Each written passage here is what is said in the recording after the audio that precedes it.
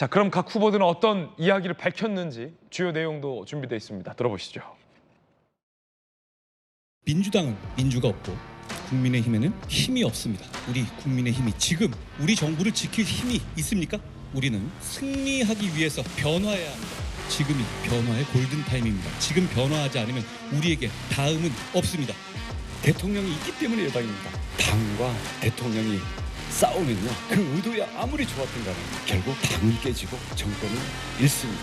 레드팀, 쓴소리팀을 만들겠습니다. 마지막 한 가지, 사법 리스크 피하는 야당 대표 끝까지 제가 싸우겠습니다. 이제 전장은 국회입니다. 대통령과 각을 세우는 당대표도, 대통령에게 빚을 갚아야 하는 당대표도 위험합니다. 분열은 필패입니다. 지금 대권 경쟁할 때가 아닙니다. 똘똘 뭉쳐서 윤석열 정부 성공시키겠습니다. 우리 당에 정말로 사슴을 쫓아내는 늑대가 필요합니다. 제 몸속에는 민당을 향해 싸워 이기는 승리의 DNA가 있구나. 어려워지면 어려울수록 이겨내는 윤상현의 힘이 있구나. 정말로 이기는 정당은 이기는 선거를 경험한 사람만이 이뤄낼 수 있다는 걸 느꼈습니다. 한동훈 후보는 변화의 골든타임이다. 민주당에는 민주가 없고 국민의힘에 힘이 없다라는 부분을 강조했고, 원희룡 후보는 대통령과 갈라서서는 안 된다라며 성공하는 정부를 만들겠다라고 했습니다. 나경원 후보는 두 사람을 모두 다 지적했어요. 대통령에게 갚아야 할 빚이 있는 후보, 원희룡 후보를 이렇게 비판했고, 대통령과 갈라선 후보, 각을 세우려는 후보, 한동훈 후보를 비판하면서 전당대회 대선으로 벌써 싸울 때가 아니다. 라고 지적을 했습니다. 자, 한동훈 후보가 측근들에게, 최고위원 후보들에게 이런 얘기를 했다라는 보도도 나왔습니다. 당을 지금 위기라고 보는 사람은 우리밖에 없다라는 토론을 했다라는 보도인데 함께 보시죠. 한동훈 후보가 최고위원 후보들 캠프 관계자들에게 당이 진짜 위기라고 보는 이들은 우리밖에 없는 것 같다. 지금 당이 변화해야 한다고 말하는 건 우리 쪽이 유일하다라고 토론을 했다라는 내용이 보도되고 있습니다. 한동훈 후보 이야기가 이런 얘기도 있었습니다. 들어보시죠. 우리 당이 위기라고 보는 건 우리밖에 없는 것 같다라고 취지로 말씀하셨다는 보도가 나오는데 제가요? 네. 우리밖에 없다는 말을 제가 한 적은 없지만 저는 우리 당의 지금 현재 위기를 대단히 심각하게 보고 있고, 지금이 골든타임이고, 지금 우리 당의 위기를 우상향으로 반전시키지 못하면 다음 기회는 없다라고 하는 심각한 위기의식을 갖고 있는 건 맞습니다. 대신의 정치라는 그 협공이 굉장히 강한 상태인데요. 저의 대응은 그런 식의 네거티브 정치 공세에 대해서는 저는 웬만하면 대응하지 않으려고 합니다. 할 말은 많이 있잖아요. 제가 참겠습니다. 야, 마지막 말이 좀 뭔가 의미심장했습니다. 할 말은 많지만 내가 참겠다. 전재현님, 저 무슨 말입니까? 계속 배신의 정치라고 예. 여러 후보들이 뭐 비판을 하니까 네. 거기에 대해서 뭐 참겠다.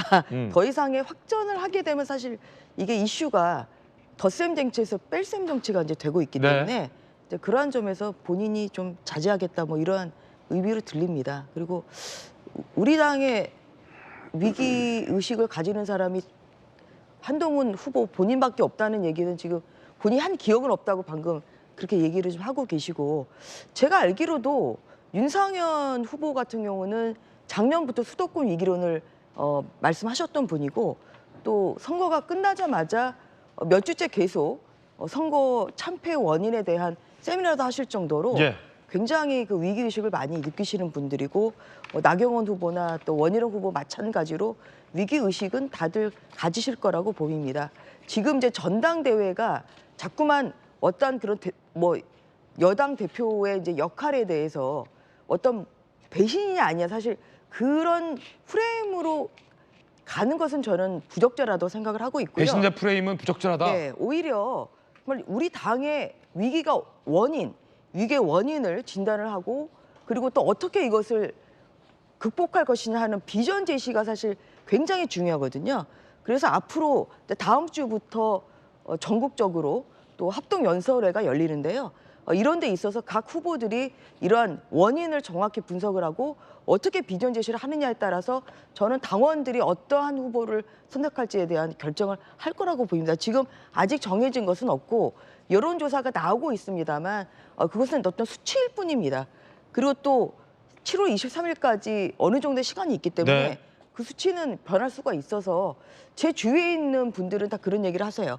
후보들의 정견 발표, 합동연설을 통한 정견 발표를 통해서 어떠한 비전을 제시할지를 보고 본인이 결정을 하겠다 이런 분들이 많으시기 때문에 이러한 부분에 초점을 맞춰서 네 분도 잘 준비를 하실 거라고 생각합니다. 앞서서 이제 정견 발표 전에 원희룡 후보가 한동훈 후보와 우리가 양강구도 맞잖아라고 하자 나경원 후보가 뭐 양강구도라고 발끈하는 대목도 인상적이었는데 지금 지도 보시잖아요, 전재현님. 네, 그렇죠. 양강구도입니까 아닙니까?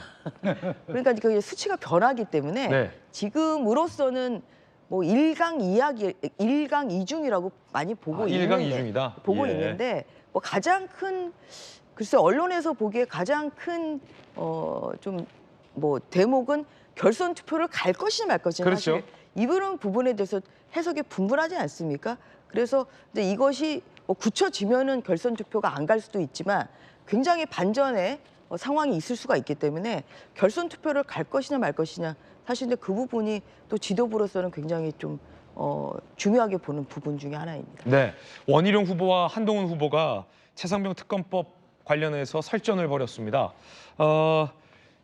한동훈 후보의 주장을 철회하라라는 원희룡 후보의 요구. 한동훈 후보는 대안이드냐라고 반박하기도 했습니다. 그 대목 치열했는데요. 한번 들어보시죠. 아무런 당내 논의도 없이 또 누구랑 상의한 건지 모르게 이걸 던졌기 때문에 지금 우리 자중질환 그리고 당론에 반하고 우리 당헌 8조에 보면 당과 대통령은 긴밀한 협조를 유지해야 된다라고 당헌에 유지가 돼 있는데 대통령도 선수사 후특검 아닙니까? 그래서 일방적인 주장을 처리하고 처음부터 논의를 다시 해보자. 당 대표가 되겠다는 사람이 일방적으로 앞장서서는 안 된다. 이것은 소통 부재, 당의 논의의 부재, 그리고 제 개인적인 결론은 경험과 전략의 부재라고 생각합니다. 그런 말씀을 하시는 분들은 저 민주당이 내고 있는 무지막지한 특검법을 막기 위해서 어떤 대안을 가지고 있으신 방안을 제가 오히려 묻고 싶습니다. 여러 차례 물었는데 답을 못 하시는 것 같아요. 대안이 있느냐 철회하라 설전인데 정혁진 변호사님 어떻게 보십니까? 글쎄요, 저는 어떤 생각하냐면요. 한동훈 후보라고 해서 최상병 특검법이 통과되어야 되고 그것이 이제 특검이 이루어져야 된다고 생각을 하겠습니까? 저 같아도 그렇게 생각 안 할 거거든요. 그럼에도 불구하고 이 특검법 이야기를 하는 거는 지금 국민의힘의 상황이 처참하잖아요. 왜냐하면 의석수는 108석밖에 안 되고 지지율도 바닥이고 대통령 지지율 20% 됩니다. 이건 진짜 위기 중의 위기 아닙니까? 그런데 지금 대통령과 국민의힘 지지율이 이렇게 저공비행하는 원인들이 있잖아요. 원인들이 몇 가지가 있는데 그중에 하나가 최상병 문제 아니겠습니까? 뭔가 숨기는 것 같고 뭔가 뭐가 있는 것 같고 이런 느낌이 드니까 이런 것들을 오히려 최선의 방어가 공격이 최상의 방어라고 그렇게 이야기하지도 않습니까? 그러니까 이런 부분들에 대해서 이야기할 수 있는 충분한 그런 것들은 된다라고 저는 생각을 갖다 하고요. 그다음에 최상병 특검법 돼가지고 만약에 특검이 된다라고 한들 그게 그렇게 큰일이 나겠습니까? 제가 알고 있는 바로는 그렇게 법적으로 큰 문제가 될 것 같지도 않고 그러니까 적극적으로 가는 것이 맞지 않나 저는 그런 생각도 사실은 공감이 되는 거고요. 그다음에 제가 요번에 굉장히 좀 의미심장하다고 생각한 게 지금 오늘 내일 중으로 본회의에서 민주당이 특검법안을 통과시키겠다는 거잖아요. 이제 통과시킬 거란 말이에요. 그런데 제가 이해가 되지 않는 게 있어요. 어떤 부분이 이해가 되지 않느냐. 만약에 제가 민주당이고 진정으로 최상병 문제 관련해가지고 특검이 꼭 필요하고 진상규명을 위해서 특검이 꼭 필요하다라고 생각을 하면 저는 한 달만 기다리겠어요. 한 달만 기다리면 진짜로 한동훈 후보가 당대표가 되면 그럼 한동훈 후보의 공약이 있으니까 같이 해가지고 좋은 특검법만 만들어 봅시다. 이렇게 될 수 있잖아요. 그런데 그 한 달을 못 참고 민주당에서 이걸 갖다가 강행한다라고 하는 것 자체가 왜 그러냐면 제가 그 사이에 슬쩍 바뀐 민주당 요번 법안을 봤더니 특검을 어떻게 뽑느냐. 민주당에서 한 명 추천하고 조국당에서 한 명 추천하고 그 둘 중에 하나를 갖다 대통령한테 들이밀어가지고 이걸 갖다 뽑으라는 뻔한 이야기 아니겠습니까? 그러면 이게 분명히 제가 봤을 때는 거부권 행사돼도 재의결이 안 될 것이 뻔한데 그런데 왜 민주당 그 한 달을 참지 못하고 이 특검을 갖다가 계속 그 통과시키려고 하는가? 결국은 민주당의 의도는 진상 규명이 아니고 정치 공세에 있는 것이 아닌가? 저는 이런 생각들 들기 때문에 이런 것들을 역학적으로 잘 이용을 갖다가 해야지 무조건 안 된다, 무조건 안 된다 이렇게 이야기한 거는 제가 봐서도 좀 납득이 되지 않는 측면이 있는 것 같습니다. 예, 이를 지켜보는 민주당에서는 일각에서 벌써 한동훈 후보가 주장하는 이른바 국민의힘 스타일의 최상병 특검은 민주당이 받아들일 수 없다라는 거부 의사가 이미 나와 있는 상태인 거죠? 그렇죠. 그리고 이 진정으로 이 특검법을 수용할 의사가 있다고 보이지가 않습니다. 그냥 국민의힘 전당대회에서 공방의 소재로 소모되고 있는 것 같아요. 그러니까 사실 한동훈 후보가 의사가 있었다면 거기 지금 이 한동훈 후보를 돕고 있는 현역 의원들 많이 계시잖아요. 법안을 낼 수도 있었잖아요. 그러면 네, 적극적으로 하겠다는 의지가 있고 우리가 가지는 안이 민주당 안보다 훨씬 합리적이고 국민적 동의를 받을 수 있는 안이다라고 할 수 있음에도 불구하고 이 법안 내놓지도 않고 지금 전당대회에서 공방의 소재로만 사용하고 있거든요.